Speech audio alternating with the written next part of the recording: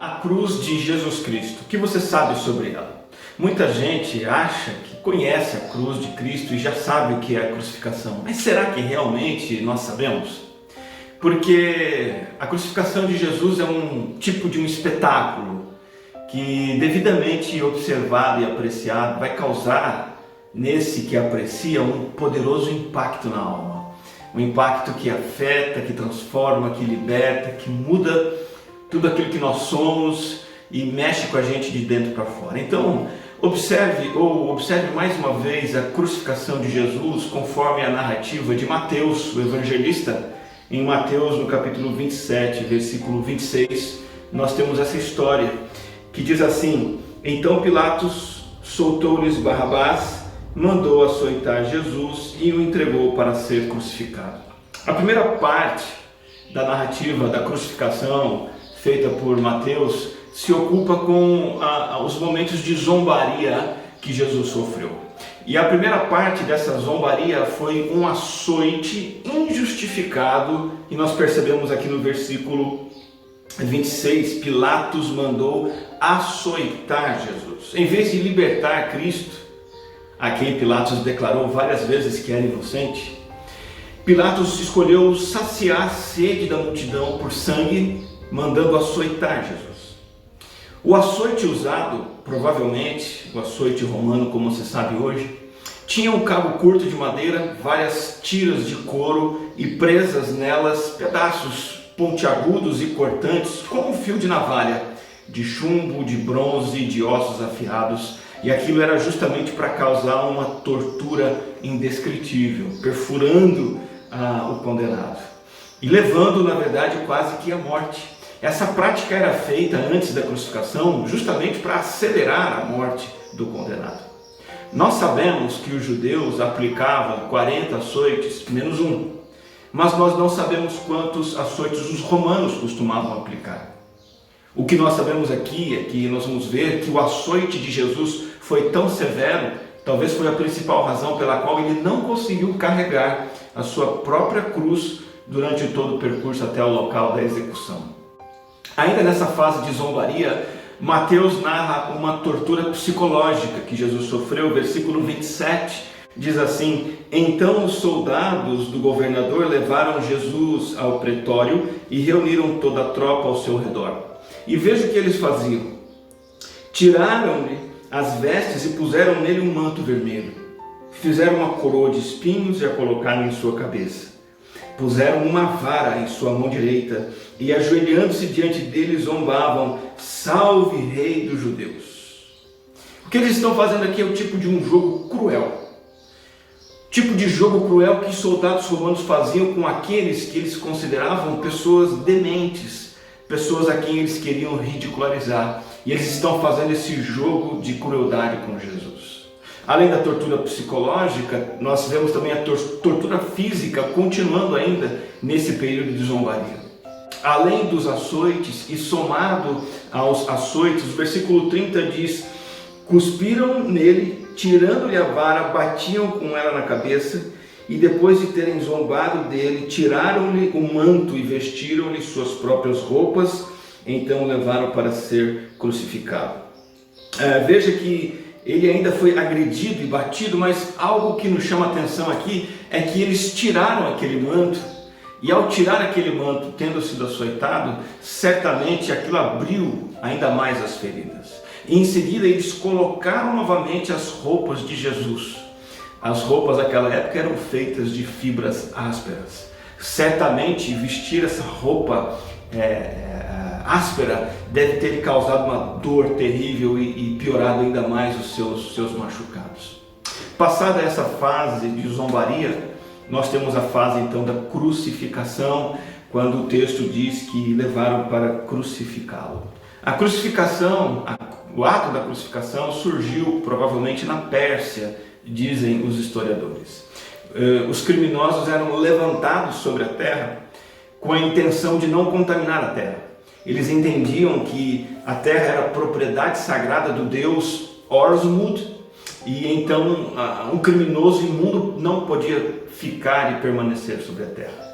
Da Pérsia, essa prática passou para o norte da África e depois chegou até Roma. E aqui nós temos então o cortejo de Jesus levando para ser crucificado.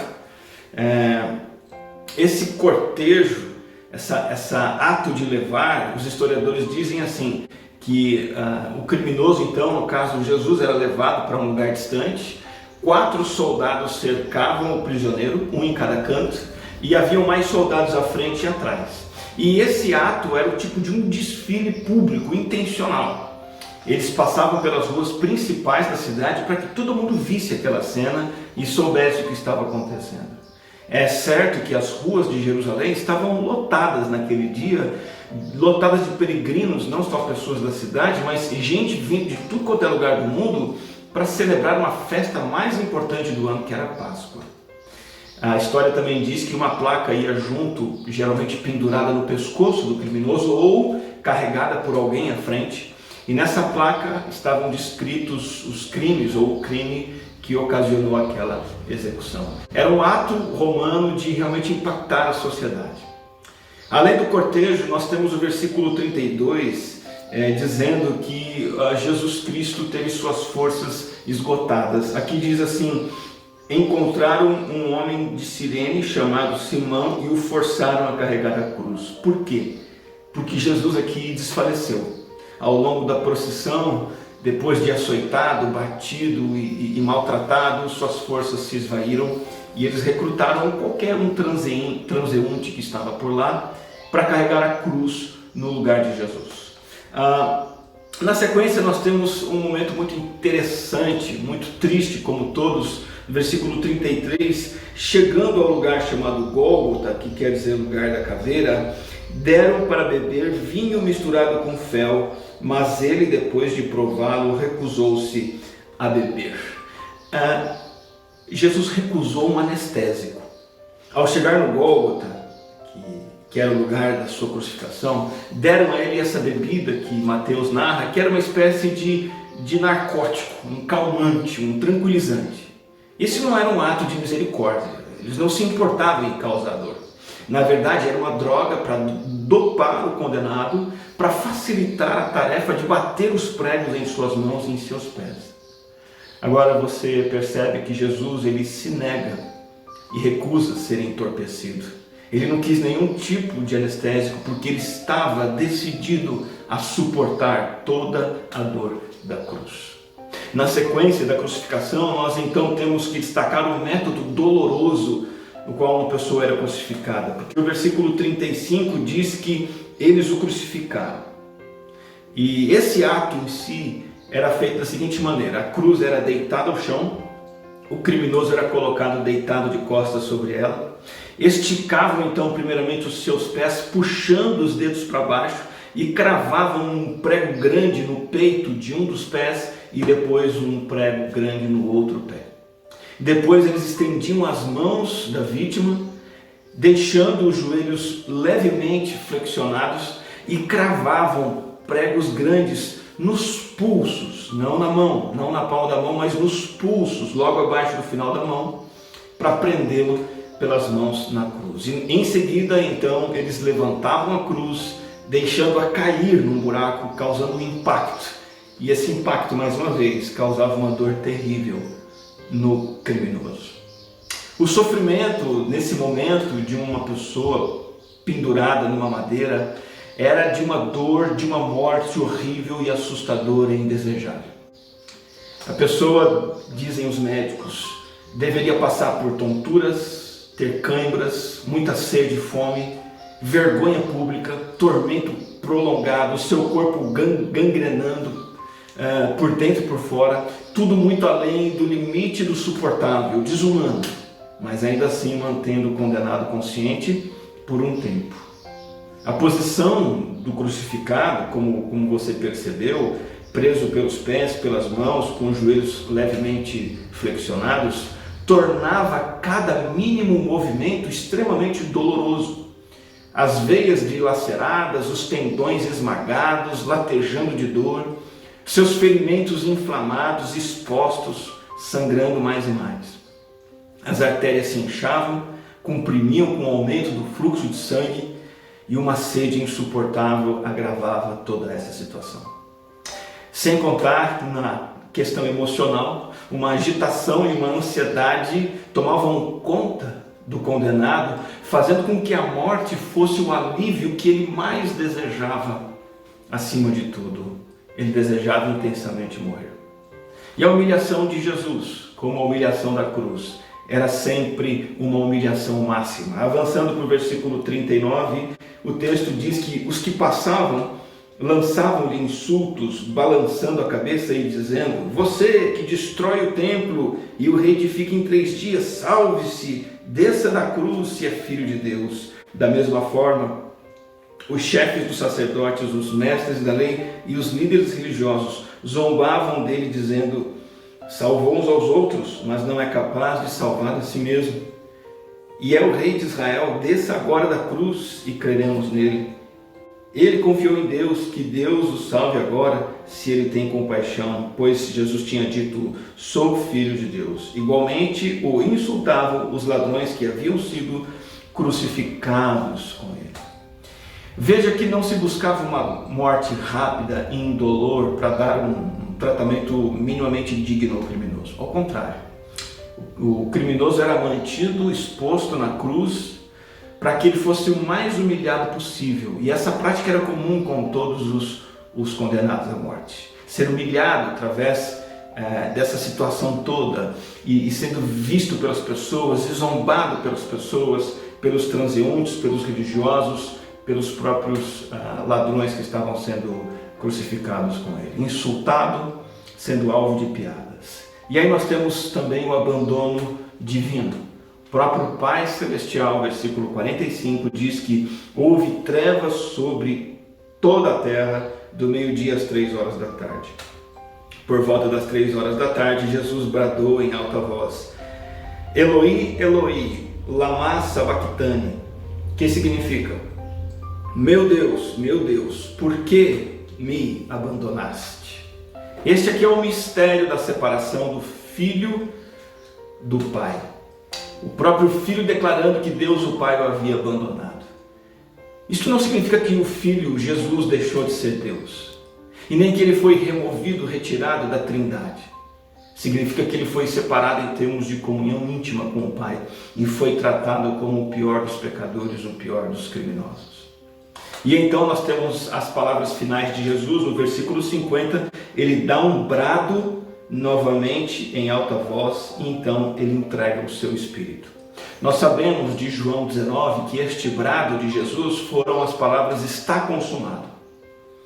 O que significa dizer que o sofrimento que ele suportou de bom grado foi pelo bem da humanidade e que agora ele estava chegando ao fim. Por que tudo isso? Por que toda essa dor? Por que essa zombaria, esses maus tratos, essa vergonha e este sacrifício? Jesus Cristo tomou o seu lugar e o meu lugar. Isaías capítulo 53, versículo 5 diz profeticamente: ele foi transpassado por causa das nossas transgressões, foi esmagado por causa das nossas iniquidades. O castigo que nos trouxe a paz estava sobre ele e pelas suas feridas fomos curados. E isso também demonstra o amor de Deus por nós. Romanos 5,8 diz que Deus nos dá prova do seu grande amor ao enviar Cristo para morrer por nós quando ainda éramos pecadores. Este sacrifício de Jesus, narrado por Mateus, é, em primeiro lugar, Cristo tomando o nosso lugar, e em segundo, Deus mostrando o seu grande amor por nós. Que resposta nós devemos dar? Nós assistimos muitos filmes, séries com cenas impactantes, incríveis, que nos fazem muitas vezes chorar ou sentir náuseas até. Será que é esse tipo de reação que nós devemos ter também? Os filmes que assistimos, as séries que assistimos, nós vemos e depois esquecemos. Mas no caso desta cena de Jesus, a nossa reação deve ser diferente. Precisa ter uma reação de confiança, de devoção e de perseverança. Confiança porque nós somos chamados a dar uma resposta. a isso que Cristo fez na cruz. João 3,16 diz que esse amor demonstrado na morte de Cristo é para que todo o que nele crer não pereça, mas tenha vida eterna. Quando Deus o Pai sacrifica o seu próprio Filho na cruz, Ele olha para você e diz: você precisa tomar uma decisão. Você precisa dar uma resposta a isso que eu fiz por você. E a resposta é crer e apropriar-se dessa morte de Cristo por mim. Entender e aceitar e confiar que Ele foi castigado em meu lugar, que Ele pagou a minha dívida, que Ele assumiu a minha culpa e que Ele demonstrou assim o seu amor sem fim. Uma resposta de confiança devota, uma confiança acompanhada de devoção. Apocalipse 5,12 diz que o louvor ao Cordeiro que foi sacrificado é esse: digno é o Cordeiro que foi morto de receber poder, riqueza, sabedoria, força, honra, glória e louvor. Eu não posso simplesmente confiar em Jesus sem me devotar a Ele. Quem realmente crê que Cristo morreu pelos seus pecados vai ter um coração afetado, marcado para sempre pela obra de Cristo, pelo amor de Cristo. Isso vai produzir uma celebração constante, uma gratidão constante, uma submissão que vai ser constante e crescente na vida e na alma. Eu não sei o que você celebra na sua vida, quais vitórias você tem comemorado, quais coisas têm feito você se alegrar, mas se você crê em Jesus Cristo, o grande motivo da sua alegria, da sua devoção, do seu ânimo precisa ser este ato de amor de Cristo na cruz do Calvário. A resposta é uma resposta de confiança devota, mas também perseverante. Se você tem certeza, se eu tenho certeza do amor demonstrado e comprovado na cruz, então eu preciso entender que nenhuma adversidade, nenhuma angústia pode diminuir a minha devoção, a minha alegria e a minha dependência do Senhor. Romanos capítulo 8, versículo 35, Paulo pergunta: quem nos separará do amor de Cristo? E ele começa dando algumas situações, ele diz: será tribulação ou angústia? Quando Paulo usa tribulações, ele está se referindo a todo tipo de adversidade. Nenhum problema pode romper o laço do amor de Cristo por nós. Nenhum problema é maior do que este grande amor. Paulo, quando diz isso, ele diz como um homem que suportou açoites, apedrejamento, naufrágio, assaltos, traições de falsos irmãos, noites sem dormir, enfrentou fome, sede, frio e nudez. E ele vem e diz: nenhuma dessas tribulações me separa do amor de Cristo, porque esse amor é maior. Paulo também diz que nenhuma angústia, a palavra angústia é um pouquinho diferente de tribulação, significa uma coisa mais interna, uma pressão interna. É a ideia de estar num cômodo apertado, preso, cercado, sem saída. Sabe, as nossas crises internas, as nossas tentações, as nossas angústias, essas pressões também não são maiores do que o amor que Deus tem por nós, revelado em Cristo.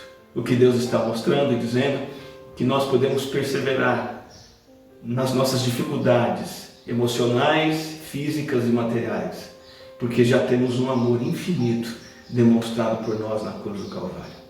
Sabe, usando as palavras de Paulo em Efésios 3, 18 a 19, Deus quer que nós tenhamos uma compreensão em 4D deste grande amor, em 4 dimensões, ou seja, uma compreensão ampla da crucificação de Cristo, profunda, marcante desse amor. O apóstolo Paulo escreve assim em Efésios 3, que vocês possam compreender a largura, o comprimento, a altura e a profundidade, e conhecer o amor de Cristo, que excede todo o conhecimento, para que vocês sejam cheios de toda a plenitude de Deus. O apóstolo Paulo dá 4 dimensões do amor de Cristo. A primeira é a largura, compreender a largura, ou seja, compreender que o amor de Cristo alcança qualquer um. E é para todos, e todos precisam, e todos podem ser abraçados por esse amor. Paulo diz para conhecermos o comprimento desse amor. E esse comprimento é que ele vai de eternidade a eternidade. Ele dura para sempre, ele não se esgota. Paulo, o apóstolo, quer que compreendamos a altura e a profundidade também.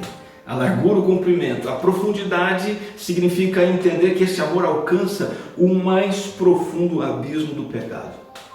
Não há pecado em que você se meta, não há pecado que uma pessoa cometa que impeça ela de ser alcançada pelo amor da cruz. E a altura deste amor? É a altura suficiente para nos levar à presença de Deus. Esse amor de Cristo na cruz nos leva à sala do trono. Faz com que Deus seja real em nossas vidas, hoje e para sempre.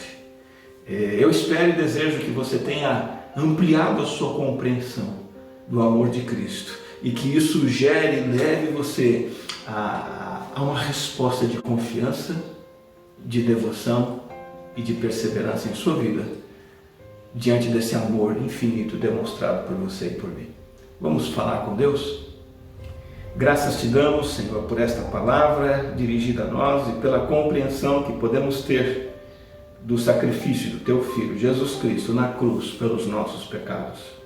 As zombarias, a dor, a aflição, a vergonha, o desprezo que Ele sofreu foi pelos nossos pecados. Ele tomou o nosso lugar ali e Ele demonstrou o seu grande amor por nós. Nós respondemos ao Senhor com fé, com devoção e com perseverança e alegria pelo Teu grande amor por nós. Nós oramos em nome de Jesus, nosso Salvador. Amém.